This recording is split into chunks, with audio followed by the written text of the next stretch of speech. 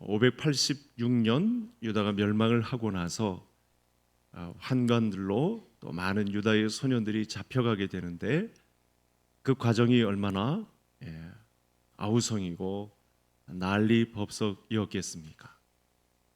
전쟁이 나서 그 전쟁통 속에 포로로 잡혀간다. 그리고 환관으로, 여러분 환관이란 말은 정말 잘 생각해야 되는 문제입니다. 우리나라에도 환관 제도가 있었죠. 궁에서 환관으로 일하는 사람은 포기해야 될 것이 너무나 많은 사람이었죠. 다니엘과 세 친구들이 나오는데, 바로 이 환관의 역할을 감당하는 중에 이때 느부갓네살 왕이 꿈을 꾸게 됩니다. 그 왕의 꿈을 해석하는 과정 속에 일어난 말씀이 본문 말씀이 되겠습니다. 핵심 내용은 이렇습니다. 21절의 내용인데, 세상 통치자들을 세우기도 하시는 분, 그리고 폐하기도 하시는 분, 그분이 누구시냐? 하나님이시다. 굉장히 중요한 말씀이 본문 안에 나타났습니다. 이 세상 주관자들을 붙드시고 그들을 붙잡고 움직이시는 분이 누구시냐? 이 세상의 주인이 누구시냐? 세상 통치자들의 권한을 쥐고 흔드시는 분이 누구시냐? 이 부분에 대한 명확한 말씀이 본문 안에 나타났습니다. 그래서 다니엘이 나중에 이 하나님의 주권이 이렇게 선포되고 있기 때문에 영원부터 영원까지 찬양받으실 분은 하나님이시다, 이렇게 말씀을 맺고 있는 장면이 되겠습니다. 지금 우리나라는 상당한 어려움에 있습니다. 지금 제가 몇 주째 이 말을 드리는지 모르겠는데 좀 끝났으면 좋겠는데, 지난주 사이에 또 산불이 또 발생을 해서 또 큰 위험 중에, 큰 근심 중에 있습니다. 이런 상황에서 이 세상의 모든 통치자들을 폐하기도 하시고 세우기도 하시는 분은 하나님이시다. 그래서 이 세상의 모든 정치도, 모든 법도, 정의도 다 하나님의 손 아래에 놓여 있다라고 하시는 말씀을 우리가 오늘도 듣게 되겠습니다. 그래서 우리 신자들은 이런 때에 어떻게 나라를 바라보며, 또 통치자들을 바라보며, 그리고 또 어떻게 나라를 위해서 기도해야 할까, 이런 생각을 하게 되는 것이죠. 여러분, 선거철에 지금 우리나라 상황이 선거와 굉장히 관련이 깊습니다. 그래서 그런 이야기도 좀 드릴 텐데, 여러분, 선거철에 내거는 현수막, 공약집, 그 내용만 그대로 반영이 된다면 아마 대한민국은 태평성대가 이루어지고도 남았을 것입니다. 그런데 어떻습니까? 또 속고 또 속아서 이런 결과지를 받아들이게 되는 것이죠. 그래서 이 지금과 같은 이런 탄핵 정국, 또 산불재해, 경제 불황의 늪속에서 과연 그리스도인은, 신자는 이런 문제에 어떻게 관계하는가, 고민이 되지 않을 수가 없는 것이죠. 우리 입장을 자꾸만 들추라 말아라 하는 움직임도 있는데, 우리가 성경적인 입장을 가지는 것은 굉장히 중요합니다. 이럴 때일수록 냉철한 성경적 제자의 삶을 나타내는 것이 굉장히 중요한 때가 된 것이죠. 사실 이 교회와 정치와의 관계에 대한 주제가 역사 속에서 굉장히 논란이 되어 왔고, 오랫동안 뜨거운 감자와 같았습니다. 그 가운데 미국을 비롯한, 선진국을 비롯한 교회들 안에서는 교회와 국가는 분리되어야 한다. 즉 정교는 분리되어야 한다. 정교 분리의 원칙, 이렇게 불변의 원칙처럼 다 지켜져 왔습니다. 그래서 교회에서 정치와 관련된 이야기를 하는 것 절대 불필요하다, 그런 인식이 다 갖추어져 있죠. 우리 교회도 참 잘 지키는 것 같습니다.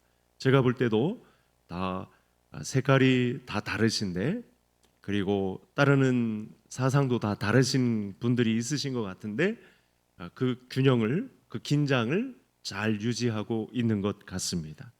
근데 여기서 좀 더 정확하게 우리가 교회와 정치의 분리가 과연 무엇을 의미하는가를 우리가 알 필요가 있다는 사실이죠. 그 긴장을 잘 유지하고 있는데 어느 순간 성경적 지침을 우리가 따르지 않으면 어느 순간 확 무너질 수 있는, 일순간 놓칠 수 있는 문제가 발생할 수 있기 때문에 교회도 세상 정치에 매몰되어서 정신을 차리지 못할 순간을 맞이할 수 있기 때문에 성경에 나타난, 그 성경은 정말 방대합니다. 이런 문제까지 정교 분리의 원칙을 더 넘어선 정확한 하나님 나라 백성의 위치를 우리에게 알려주고 있기 때문에 하나님의 말씀을 통해서 우리 입장을 견지하는 것, 이것은 굉장히 중요한 것입니다. 분명히 교회라는 조직체와 정치라는 조직체는 분리되어야 합니다. 교회는 영적 조직체이기 때문에 세상의 조직체와는 절대로 다른 것이죠. 그래서 하나님께서 분명하게 알려주시는 자리가 분명히 있다는 사실입니다. 그리스도인이 처한 현실은 하나님 나라를 바라보되 여전히 이 땅에 발을 붙이고 사는 현실이 우리 앞에 분명히 놓여 있습니다. 그리스도인이면서 동시에 한 국가와 시민이라는 그런 위치에 저와 성도님들이 놓여 있는 거죠. 이 부분을 고민한 장이 로마서 13장이기도 합니다. 그때도 오늘 본문 안에 다니엘서와 비슷한 위치에 놓여 있었는데 로마의 식민 통치를 받는 상태. 지금 유다는 아예 나라가 다 거의 뜨이다시피 해서 포로가 된 상태. 그리고 본문의 주인공들은 환관이 된 상태. 일반 사람들과는 더 다른 상태에서 하나님의 통치를 바라보는 입장에 서 있다는 거죠. 그럼 우리가 겪는 지금 이때 이 깊은 어둠은 사실은 비교가 되지 않는 상황 속에서 오늘의 말씀이 나온 것입니다. 그러니까 오늘의 가르침은 저와 성도님들이 겪고 있는 이 나라의 어려움 앞에서 신자된 삶을 어떻게 나타낼 수 있는가, 이 현실 정치와 이 종교 분리가 된 상태의 우리 성도의 삶은 어떻게 나타나야 되는가를 분명하게 더 명확하게 알려주고 있는 말씀이 되겠습니다. 그래서 그리스도인으로 만족하며 이 땅에 이 시민으로서의 책임과 권리를 포기한다, 절대 있을 수 없는 거죠. 하나님은 그런 불균형한 성도를 절대 원치 않으실 것입니다. 분명히 국가는 정치적인 일을 하는 기관입니다. 그리고 교회는 교회로서 영적인 일을 하는 기관이 되겠습니다. 사명이 다 다른 기관이고 다른 조직체입니다. 그러므로 조직체로서 교회와 국가는 정치적으로 분명히 분리되어 있습니다. 그런데 성도 개개인의 입장이 다 다릅니다. 하나님 나라의 시민인과 동시에 호흡이 있는 한 우리 하나님이 주관하시는 이 땅의 정치와는 결코 분리될 수 없는 관계에도 놓여 있습니다. 하나님께서 우리를 대한민국 국민으로 살게 하신 영적인 교회 조직체 안의 성도로서 어떻게 나 자신을 드러낼 것인가, 이 부분에 대한 입장은 가져야 된다는 사실이죠. 그리스도인이라는 명찰을 우리가 달았다고 해서 현실의 삶 속에 정치와 무관한 삶을 살아갈 수 있느냐, 나라의 이 어려운 현실과 무관한 삶을 가지고 산에 올라간, 수도원에 올라간 사람처럼 체념하며 살 것이냐, 이 문제는 확연히 다르다는 사실이죠. 여러분, 우리가 대한민국의 한 국민으로서 참여할 때 우리의 목소리를 내야 할 때가 있고 우리의 표 행사를 해야 할 때가 있습니다. 그렇게 하지 않으면 당장 교통 시스템이 막 달라집니다.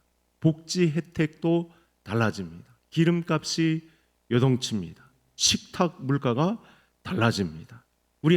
우리 자녀들이 학교에서 지옥을 경험하느냐, 인격적인 교육을 경험하느냐, 이런 차이가 저와 성도님들이 신자로서 가지는 이 현실 정치에 성경적인 참여를 어떻게 감당할 거냐 말 것이냐를 가늠함에 따라서 달라지는 문제는 분명히 있다는 사실입니다. 그래서 어떤 신학자가 이렇게 말을 했습니다. 신앙인 개개인에게 있어서 모든 것은 정치다. 그렇게 해서 아브라함 카이퍼 같은 경우는 네덜란드 신학자인데 정치에 참여해서 그럴 수밖에 없는 상황이 있었습니다만 네덜란드 수상으로서 대통령으로서 국가 수반으로서 활동을 한 적도 있었습니다. 이 일을 또 잘 해낸 분이 미국의 지미 카터 대통령이라고 볼 수 있겠습니다. 주일학교 교사로 활동했던 그분이 바로 이와 같은 그리스도인의 현실 정치 참여를 아주 균형 있게 감당한 인물이라고 볼 수 있겠습니다. 여러분, 결국 정치하는 사람이 누구인가에 따라서 그 정치하는 사람에게 어떤 영향력을 미친 예수님의 사람 제자들에 의해서 공동체 전체가 하나님이 기뻐하시는 국가가 될 것이냐, 하나님이 싫어하시는 그런 불안에 놓여 있어서 결국 멸망으로 갈 수밖에 없는 나라가 될 것이냐, 이 문제가 갈림길에 있게 되는 것이죠. 그래서 잠언서 14장에 이런 말씀을 했습니다. 잠언서는 솔로몬이 지었는데 솔로몬도 이와 같은 경험을 했었는지 미리 다음 세대에 알려주는 말씀이 있는데, 오늘 우리에게 주시는 아주 굉장히 중요한 말씀인 거죠. 신자로서 이 현실 정치에 최소한 우리가 어떤 눈으로 바라보고 어디까지 참여할 수 있느냐에 대한 가늠자를 우리에게 알려주시는 말씀입니다. 같이 한번 읽겠습니다. 공의는 나라를 영화롭게 하고 죄는 백성을 욕되게 하느니라. 아멘.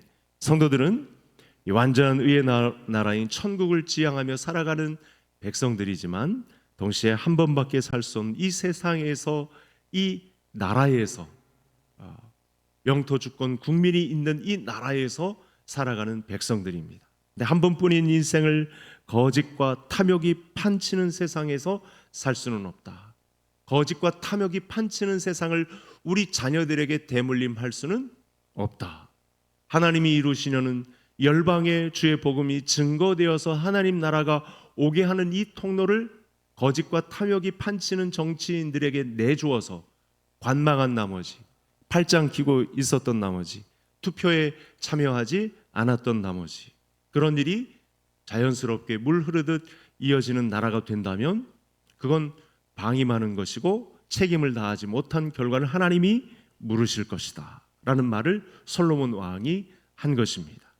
자, 그렇다면 우리가 다음 세대에 그야말로 더 나은 세상을 물려주어야 하는데, 우리 믿음의 선진들로서 우리 후대에, 우리 개성교회 성도로서, 한국교회 성도로서 더 나은 세대를 다음 세대에 물려주어야 하는데, 오늘의 말씀이 주는 교훈이 무엇일까? 이 문제를 도전받는 거죠. 화면을 통해서 두 번째 말씀 만나보겠습니다. 오늘 본문 안에 있는 말씀인데 같이 읽겠습니다. 이에 다니엘이 자기 집으로 돌아가서 그 친구 하나냐와 미사엘과 아사랴에게 그 일을 알리고, 여러분 한번 곰곰이 생각을 해보세요. 당대 2586년 전, 이 일이 일어났던, 말하자면 2600여 년 전, 바벨론이 전 세계를 지배하고 있었던 때, 유다 작은 나라, 그것도 힘이 없어서 또 죄를 지어서 우상을 숭배하다가 자기 탐욕과 욕심에 빠져서 나라를 빼앗긴 결과 그 나라의 소년들이 잡혀가고 그들 중에서 똑똑한 친구들을 골라서 환관을 시켰는데, 지금 이 바벨론 운명을 거의 이 네 친구가 짊어진 듯한 분위기의 말씀이 본문 안에 선 것입니다. 그러니까 바벨론의 국군을 이 네 명의 친구들이 거의 끌어가고 있다라고 해도 과언이 아닌, 물론 느부갓네살 왕이 있지만 그가 꾼 꿈 때문에 지금 움직임이 활발하게 펼쳐지고 있지만, 하나님은 이 네 사람을 상대해서 하나님의 나라 진행에 차근차근 그들의 책임과 그들의 기도와 그들의 학업과 그들의 실력을 하나님께서 사용하고 계시다는 말씀이 바로 17절의 말씀이 되겠습니다. 그래서 교회는 이 세상에서 벌어지는 일들에 대해서 뒷짐지고 아무 말도 하지 않고 가만히 지켜보는 것이냐?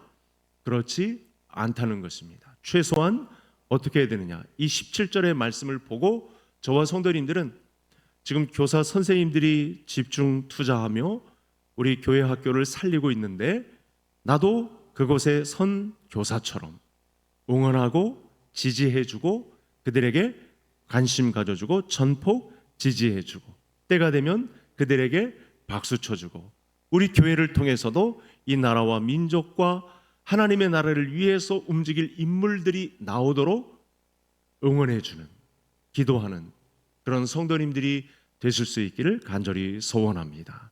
그러면 균형 잡힌 한 나라의 시민이 된다는 사실을, 우리가 영적으로 교회 조직체 안에 영적인 성도로만 남는 것이 아니고 현실 정치 안에까지 관계할 수 있는 부분이 바로 이런 것이죠. 그러니까 나라가 멸망해서 식민 통치도 아니고 포로가 되어서 잡혀간 그 땅에 이 4명의 친구, 그것도 소년이요 환관인 사람들이 바벨론 전체를 움직인다는 측면에서 이건 굉장한 도전을 주고 있는 것입니다. 우리는 다음 세대에 집중해야 되는 것이고 교회 안에서 인물들이 나와서 하나님의 나라를 완성하는데 쓰임받는 인물들이 세워지기를 기도해야 된다. 크리스천 정치인들을 길러내고 그들도 나라 운영에 참여하는 일들이 우리 자녀 세대에도 일어나야 된다. 그런 모판이 교회 학교를 지원하고 기도하고 관심 갖고 응원해야 할 이유 중에 분명하게 오늘의 말씀이 자리 잡고 있습니다. 교회 인물들이 자라나서 하나님의 마음을 알고 하나님의 방법대로 정치해서 이 세상을 하나님의 나라로 변혁시켜 가는 것, 이것은 하나님의 분명한 뜻입니다. 최소한 이 말씀의 도전을 받고 우리 교회, 주님의 교회, 한국교회, 또 이 땅 지구촌의 교회들 가운데 교회의 인물들이 하나님의 나라를, 그리고 하나님이 한시적인 이 세상 정치 가운데, 현실 정치 가운데도 들어가서 하나님 통치를 반영할 수 있는 인물들이 세움을 입을 수 있게 해달라고, 이 어려운 과정 속에서도 예수 그리스도를 잘 믿는 믿음의 사람이 나타나서 사람을 쓰시는 다니엘, 아사랴, 또 하나냐, 미사엘, 이런 친구들을 세워서라도 하나님의 나라를 완성하시고야 말겠다는 의지를 밝히신 하나님 앞에 저와 모든 성도님들은 우리 다니엘과 같은 이 세 친구와 같은 인물들을 길러내는 한국교회 성도님들이 될 수 있기를 주의 이름으로 축복합니다. 자, 세 번째 화면을 한번 볼까요? 같이 18절 같이 읽겠습니다. 하늘에 계신 하나님이 이 은밀한 일에 대하여 불쌍히 여기사 다니엘과 친구들이 바벨론의 다른 지혜자들과 함께 죽임을 당하지 않게 하시기를 그들로 하여금 구하게 하니라. 아멘. 여러분, 오늘날의 대통령제를 뛰어넘는 막강한 지도력이 바벨론 느부갓네살 왕의 황제 통치입니다.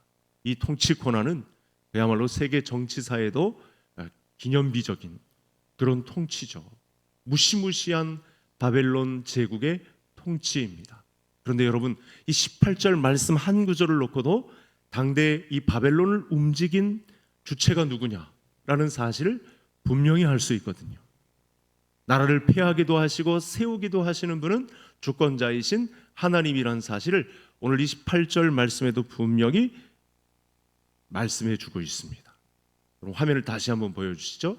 마지막에 보니까요, 다니엘이 하나님의 말씀을 받고 이 세 친구들과 함께 이 나라가 위경에 빠진 문제에 대해서 어떻게 하느냐, 그들로 하여금 구하게 하니라, 그들로 하여금 기도하게 하니라 라는 말씀이 드러난 것입니다. 그러니까 예사롭게 보아서는 절대 안 되는 말씀입니다.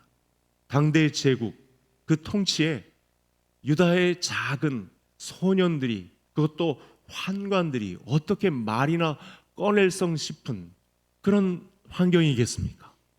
그런데 하나님은 그들을 세워서 그들에 의해서 꿈을 꾸게 하시고 그들을 통해서 기도하게 하시는, 물론 정치 현재에 있어서는 느부갓네살 황제가 통치하는 나라이긴 하지만 하나님께서 이 기도하는 4명, 그리고 이 4명에 의해서 또 전달된 믿음의 신실한 종들을 통해서 우리는 잡혀가 있지만 포로 생활을 하고 있는 난처한 입장이긴 하지만 하나님께서 때가 되어서 우리를 다시 풀어주시고 그 옛 고토 예루살렘 예배하는 곳에 다시 돌아가 하나님을 찬양할 그날의 영광을 주시기 위한 길에 우리가 지금 이 나라에 와 있는데, 이것은 또 하나님께서 우리에게 통치하게 하신 정치적인 상황이요, 우리는 그들을 위해서 기도해 주어야 하고 하나님의 통치가 여기서도 잘 적용됐고 끝맺고 우리는 예루살렘으로 돌아가서 예배할 수 있도록 하자는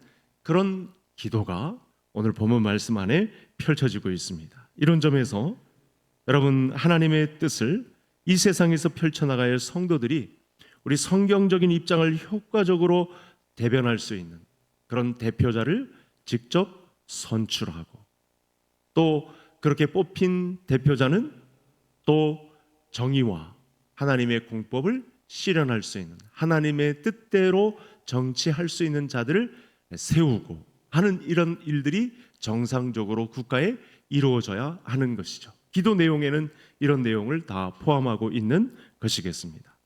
그래서 일찍이 아브라함 링컨이 이런 말을 했습니다. 저를 한번 따라해 주시겠습니다. 투표는 총알보다 강하다. 선거철에 어떤 목사님으로부터 또는 신학자로부터 또 교단 신문을 통해서 아마 이런 내용을 한번 접하신 분들도 있겠지만, 지금은 멀다 싶겠지만 사실은 우리 대한민국은 위경의 때를 더 흠 없게, 그리고 위경을 만났어도 일찍 이 위경을 타개할 수 있는 놀라운 선거 제도가, 민주적인 선거 제도가 축복처럼 우리 대한민국에 드리운 아주 복된 나라입니다. 그래서 투표는 총알보다 강합니다. 그래서 이런 때를 저와 성도님들이 잘 교훈 삼아서 투표를 잘 해야 됩니다. 그동안 투표에 대해서 그야말로 이 억울한 감정이나 또는 관심도 없는 그런 마음을 가졌던 분들이 있으면 이런 때 마음을 다시 고쳐 잡으셔야 합니다. 모든 통치자를 세우기도 하시고 폐하기도 하시는 분은 하나님이신 그 편에 내가 선거 제도로 쓰임을 적극 받는 것이죠. 그런 하나님의 깊은 뜻이 선거 제도에 있다는 사실입니다. 여러분, 늦은 감이 있기는 하지만 그래서 지금부터도 위정자들의 정치적인 전문성, 또 정당의 정책 꼼꼼히 살펴보아야 합니다. 정치에 대해 소명을 받고 전문성을 받았는가 따져보는 것 필요합니다. 이런 후보자의 이력을 잘 살펴보아서 그야말로 차선을 선택해서라도 이 민주적인 선거 제도를 잘 활용하는 지혜로운 백성들이 되어야 합니다. 두 번째는 투표할 때 가능한 기독교 가치인, 오늘 본문 안에도 나타난 정의, 또 사랑, 공의, 자유와 평화, 이 내용을 실현하려는 사람이 맞는가, 그런 의지가 이 정치인에게 있는가, 우리 지금 위정자들에게 이런 의지가 있는가를 살펴보는 것, 그것을 지금은 아니어도 나중에 꼭 투표로서 반드시 실행에 옮기셔야 됩니다. 사실 정치에 있어서 후보자가 기독교인지 아닌지 이것보다 더 중요한 것이 바로 지금 이 부분인 거죠. 여러분, 하나님 놀랍지 않습니까?